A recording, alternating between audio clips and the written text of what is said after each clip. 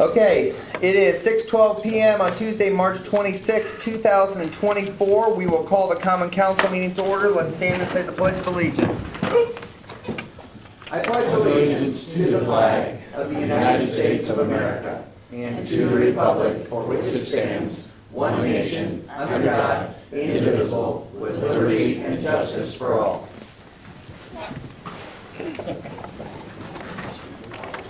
Roll call, please.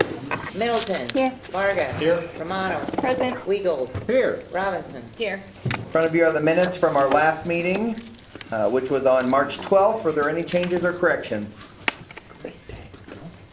Hearing none, can I have a motion to approve? So moved. Second. Motion by Jennifer, seconded by Tad. Further discussion? All those in favor show by the usual sign. It is unanimous.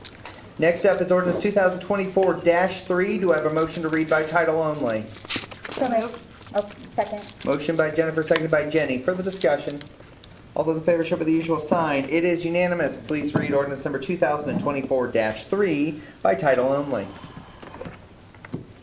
Ordinance of the City Council of the City of Columbia City annexing certain property or certain territory to the City of Columbia City, Indiana, placing the same within the corporate boundaries thereof, and making the same a part of the City of Columbia City.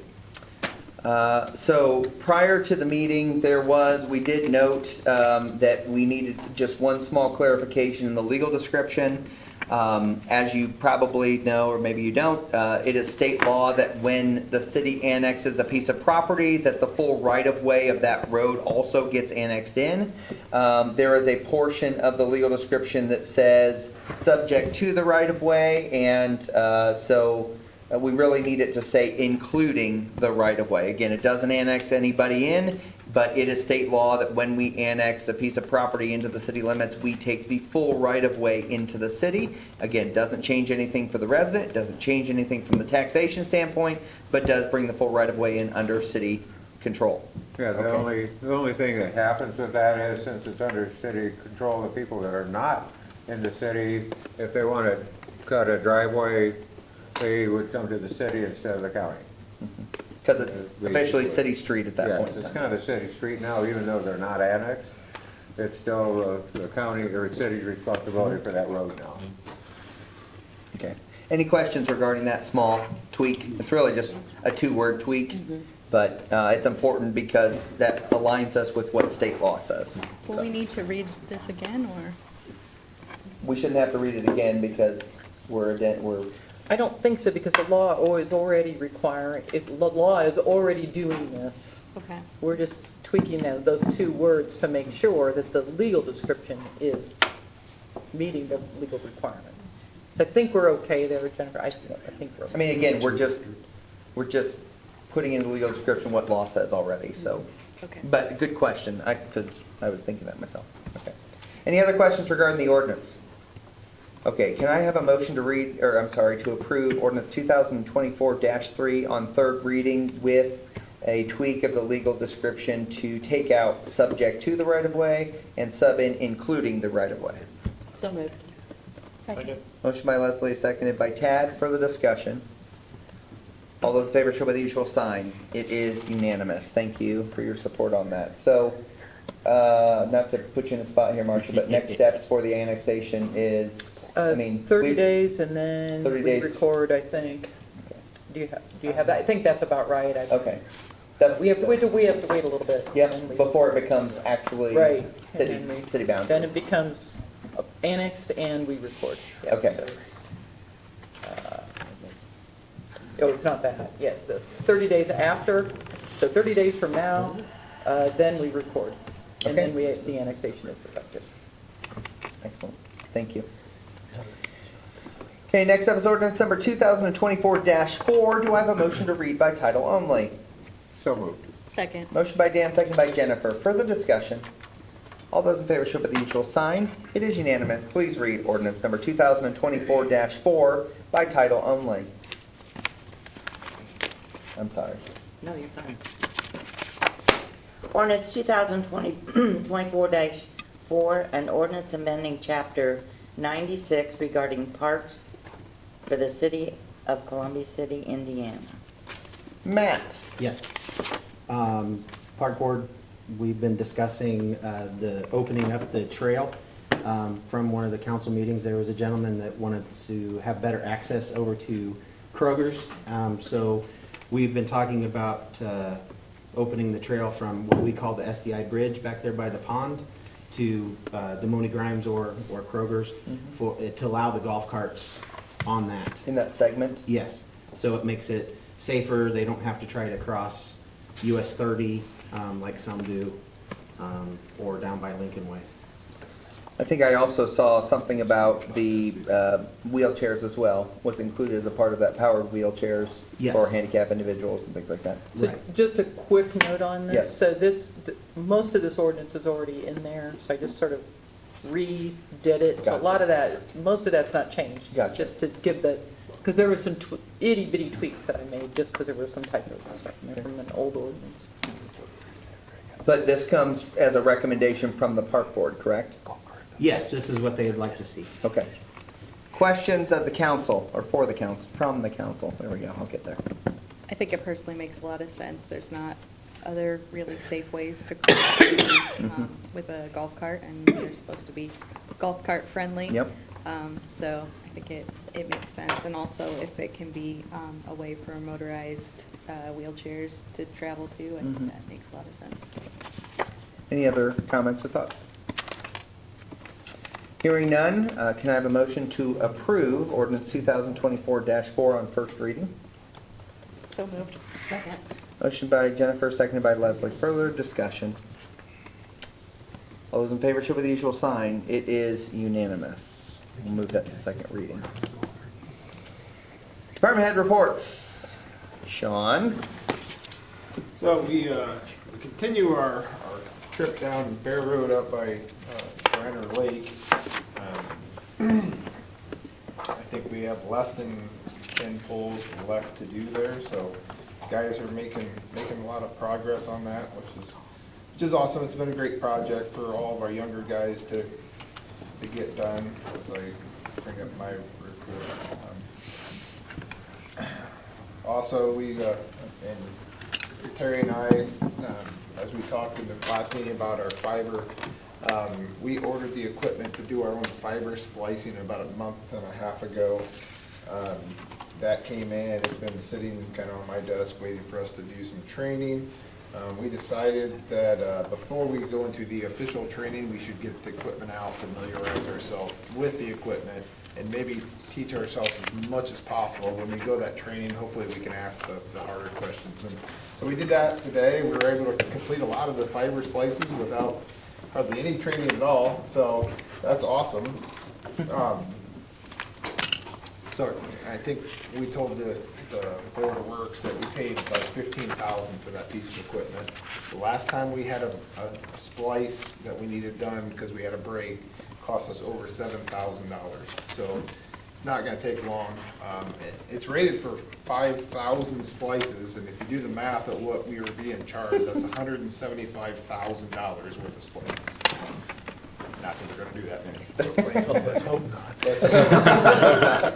Well, the other thing is when we do fiber to the home, Tim Terry takes that over. Oh, yeah. Tomorrow. So, no, it's gonna be a great piece of equipment for us. Yeah, we're working on, I think it was the second to last lot out at the old Crooked Lake Golf Course. We built a big, kind of a barndominium out there, ran a primary and hooked that up yesterday, so that was winding that down. I've been working with Marcia and Walkers on getting some easements for some existing underground facilities out there that were installed 20 years ago, never acquired any sort of easements. Handshake agreement with the property owner. It sells in an auction, now we have no easements over where our wire ran. So I had to work with all those customers, all the property owners that bought those lots and get that. It's being recorded as we speak. So yeah, that's kind of a big deal for us.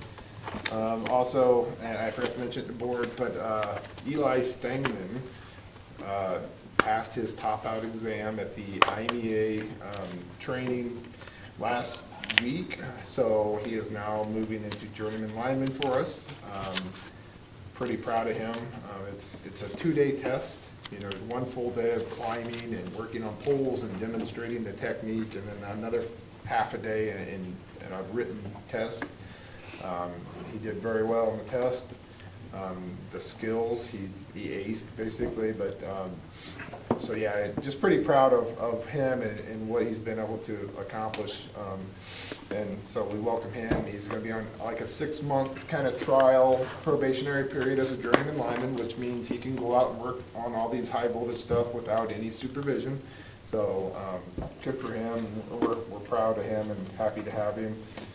We had all of our trucks, our digger derrick trucks and our bucket trucks dielectrically tested and mechanically tested last week, which means they go through and they hook power to them, they test to make sure if we get into voltage up top that it's not coming to the ground. We have isolation areas in there that need to be tested every year, so that they passed all the tests and did very well. We had a couple mechanical things, little leaks that they were able to take care of while they were there, so they all did very well. So other than that, we're staying super busy.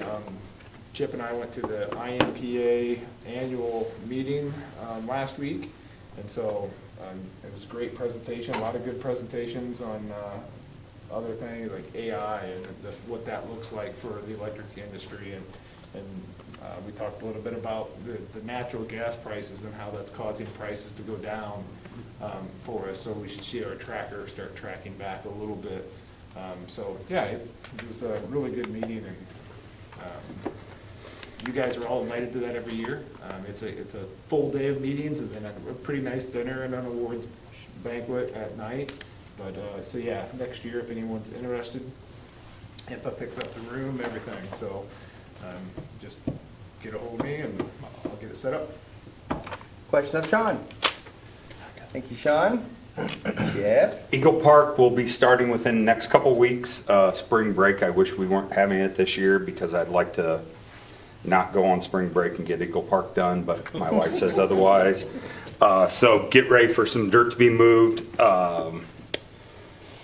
Westgate is starting very soon too. We had a little hiccup with the permit issue and we got that all clarified. I've yet to hear from Pulver, the contractor doing the work, on what their new startup date is, but that is going to happen very soon. My new employee, Bill Dittlinger, will be starting the day of the solar eclipse. I don't know how well that's going to be going, but we'll fight through it. So, yep, excited. A lot of good things coming.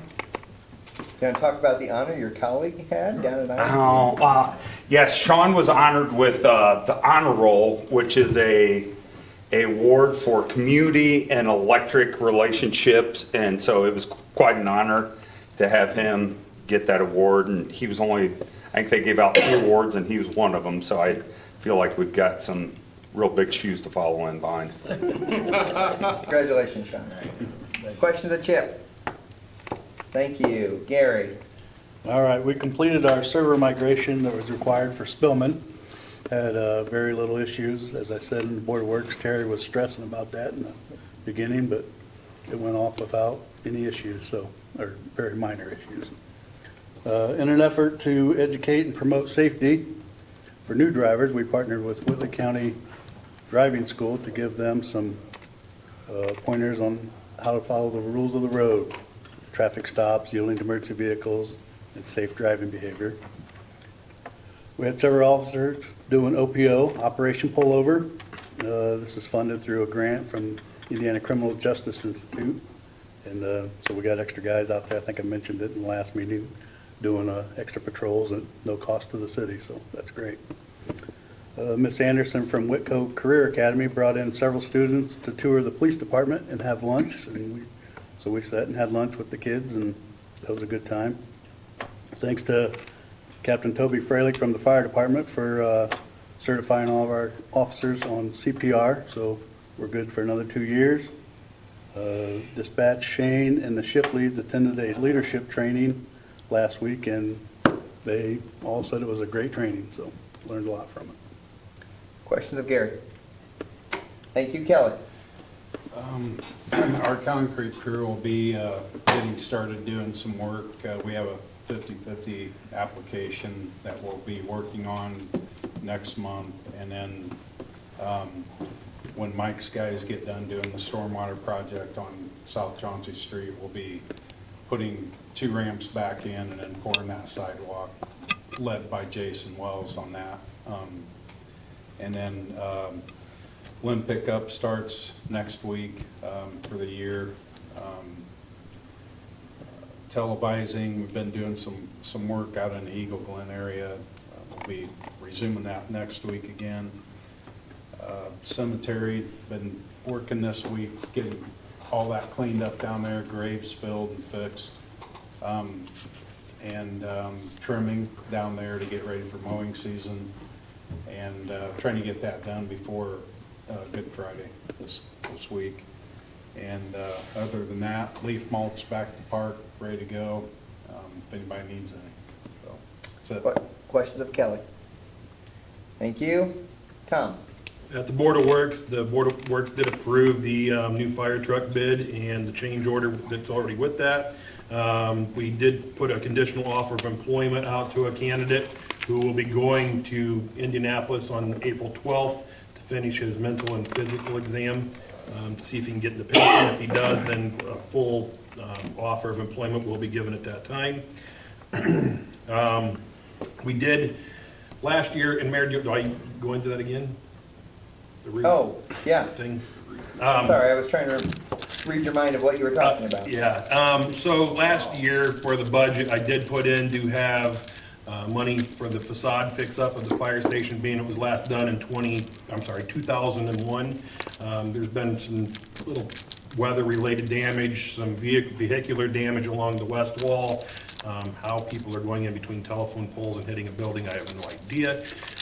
It just needed some attention to get fixed. The signage on the front of the fire station, some of it has fallen down. So I was gonna have all that fixed. With the fire territory discussion that's going on, they did a building assessment, said that our roof needed repaired and windows needed replaced. Well, there's no sense in spending money on a facade if you need to fix those 2 things first. So we did get some bids. Our board is taking it under advisement. We'll be getting back with us to check out those bids, and gonna probably use that money to fix the roof and the windows and re-ask for money for the facade for next year. So gotta make sure we do it in the right order so we don't destroy a facade we just spent money on. On that note, council, obviously you're the fiscal body, so if it's okay with you, we'd like to adjust the purpose of the money that was set aside for the facade to go toward those 2 things, if you guys don't have a problem with that. So just thank you for your blessing on that.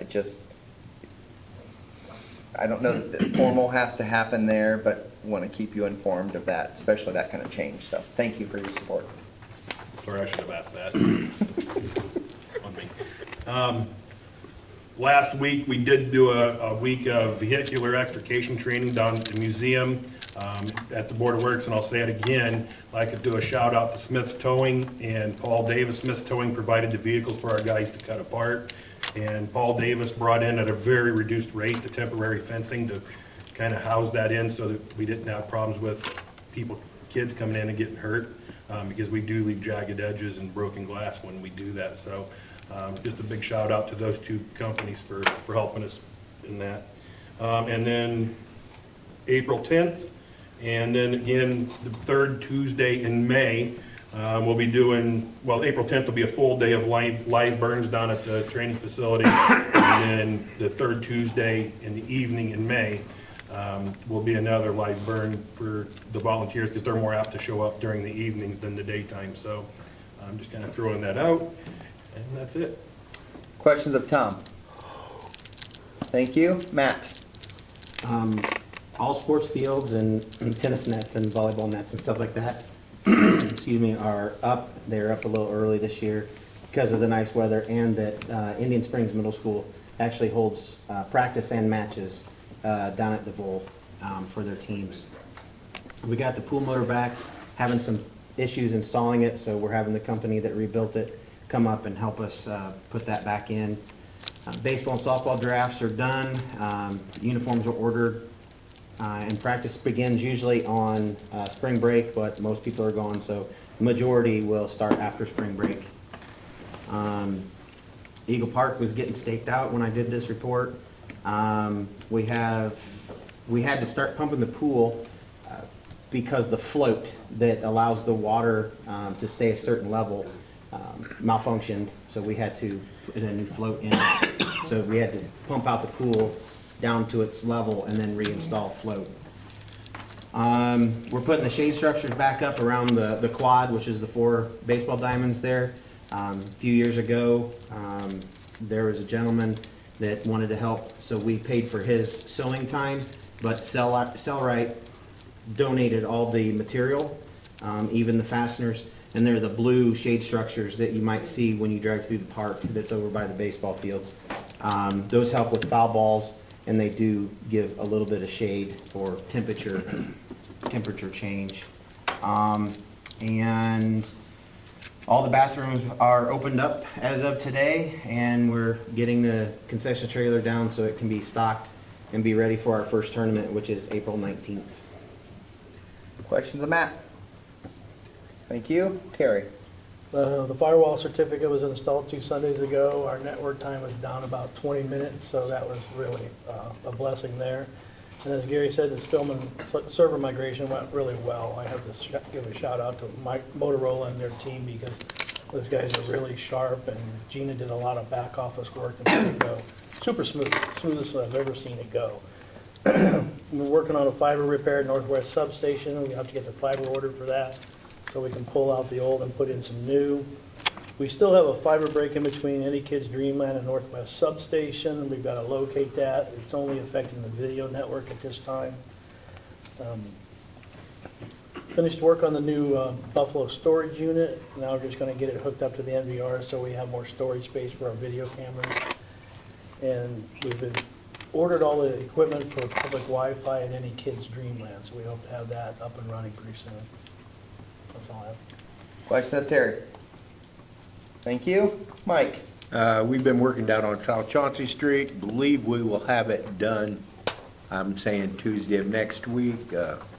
We've got 2 more catch basins to tie into the pipe and that, so hopefully everything will be done and they'll be ready for sidewalks after Tuesday of next week. Question of Mike? Thank you. Mike? The influent flow meters to be installed tomorrow. SDI Sports Main has been cleaned for the first quarter, and UV system's up and running with no problems. First test came out today. A0 means it didn't show any bacteria, so we're good. Hopefully we're good on that. Okay. Questions of Mike? Thank you. Marcia? Nothing. Rosie? Nothing? Couple of things coming up, just so you're aware. Tomorrow, there is a legislative recap webinar that AIM is putting on, and then Thursday, I'm at the New Haven is hosting a train summit regarding railroad crossings and issues with the railroad, and really just finding ways in which the railroad companies and cities and towns can be better neighbors with one another, let's say it that way. And then a reminder that Friday, we are closed for Good Friday. Trying to see what else here. Next week, Wednesday, I'm at a training down in Indianapolis, and then be out Thursday and Friday for spring break. Again, with it being spring break, multiple people are going to be out next week, maybe some of you. So best wishes and safe travels in that regard. Besides that, I need to see Chip and Gary and Kelly after this meeting. Thank you. Look, you guys are all through. You can stay there. I'll come to you. Dan? I just want to help people understand the differences between right-of-way, property ownership, and easements. So if anybody has any questions about that, please let me know, and come up to my county office or give me a call, because that seems to be the biggest frustration I deal with on a daily basis, is trying to help people understand the difference between right-of-way, easement, and property ownership. Because it is confusing, but people think they own to the center of the road, which they do, but then city and county has a right of way that they can do basically anything they want in those areas, and people don't understand that.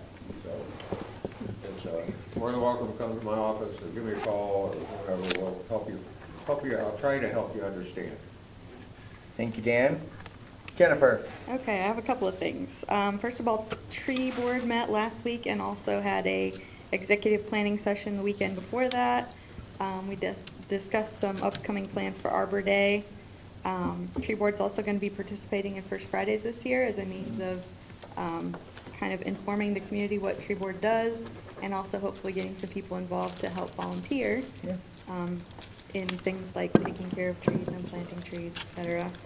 And then we're also looking into some potential grant opportunities. I was contacted by a constituent on Park Street whose infrastructure was ruined by Brightspeed, Okay. and they've gotten nowhere at this point with trying to. It was Brightspeed, not NIPSCO, right? They believe it was Brightspeed. Okay. How recent was that?